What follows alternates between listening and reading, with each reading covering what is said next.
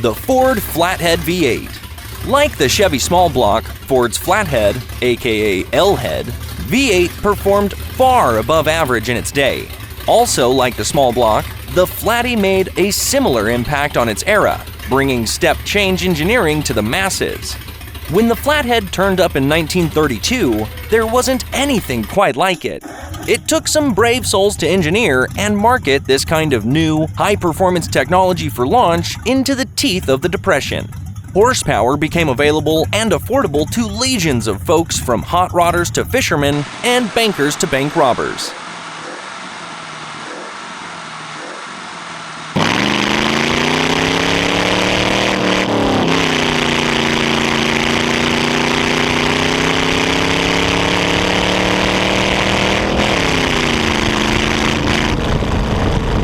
Higher revving than the much larger V8s offered by luxury marques such as Cadillac and Lincoln in the early 1930s, the 221 cubic inch Ford V8 was rated at 65 horses with 3,400 RPMs. The 239 cubic inch 1949 edition was arguably the apex of the Ford Flathead developmental curve, rated at 100 horses and bolted into a new model that helped revive Ford Motor Company after World War II.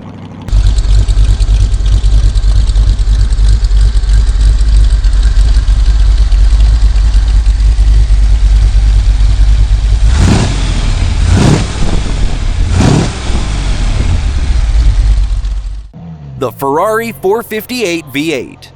Its revs are astronomical for a relatively sizable 4.5-liter engine, and it boasts just about the highest average piston speed in production today. It sounds precisely how winning the lottery should feel. The engine, unfortunately, is on its last legs with the introduction of the turbocharged 488 GTB, which replaces the 458 line. The version of this V8 in the 458 Speciale cracks the 130 horsepower per liter and 85 foot-pounds of torque per liter thresholds. Its pistons average 24 milliseconds at its power peak. It's genius! Sadly, it's not an example of affordable engineering.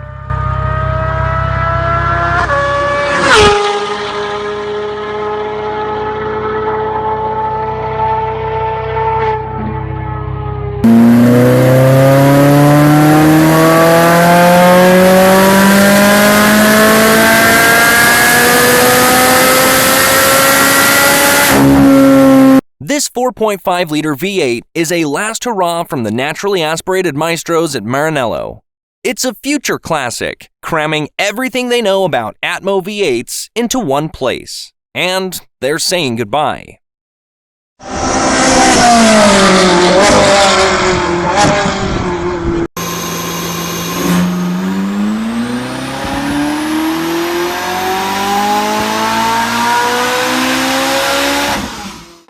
Chevrolet's small block V8. The Chevy small block was far more sophisticated than most people realized. It was over-square with short skirts and a light block. But its real legacy lies in its longevity. More than 1 million were built in its first year, 1955, and derivatives of the engine cracked the 100 million mark in 2011. General Motors was on top of the world in the mid-1950s. And its Chevrolet brand sold 1.6 million cars that year. The new V8, available on all Chevrolet car trim levels in 1955, usually added just $99 to the price of the car, compared with the standard stove-bolt inline 6.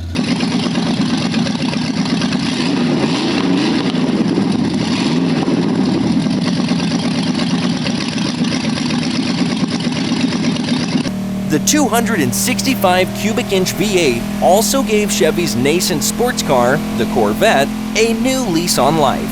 No Corvette has been factory fitted with anything but a V8 since.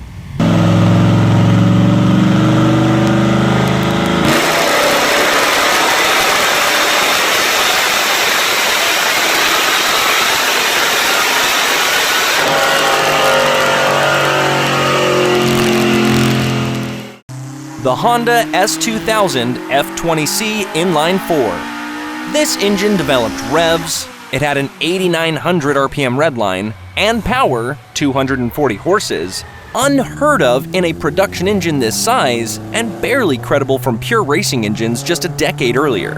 The F20C had titanium connecting rods, slivers of cylinder walls, and 3 levels of variable valve timing. It has proven to be almost bulletproof when maintained according to the book, no matter how often its tachometer touches the 8,900 RPM redline.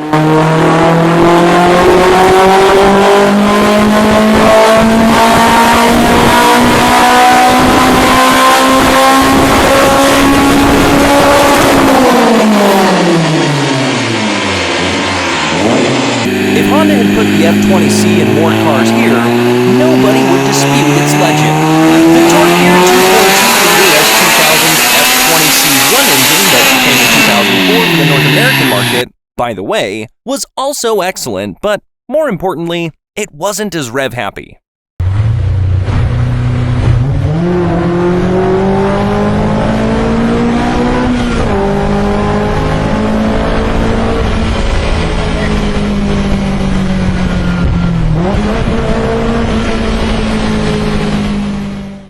And the BMW E30 M3 Sport Evo inline 4. So, you loved the 1988 E30 M3, right? I mean, who didn't? Well, I didn't. It was a nice enough thing with an immensely nimble chassis, but it lacked the last little bit of finesse and zing from the engine that the great ones have. Great ones like the engine fitted to the Sport Evo version of the E30 M3. When the M3 was overtaken on the racetrack, MGMBH gave the engine extra everything for the Sport Evo, meaning that instead of a chassis package that easily outhandled its engine, you got a holistic little beastie that had everything perfectly in balance.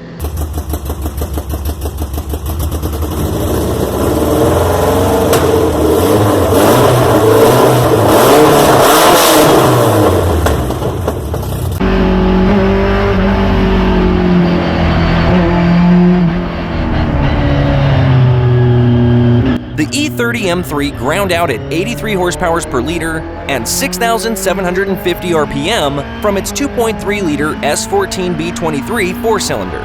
The Evo's S14B25 made 95 horsepower per liter at 7,000 RPM from 2.5 liters. And it even sounded better. Only 600 were made for 1990. They were never sold here in the States. Poor us.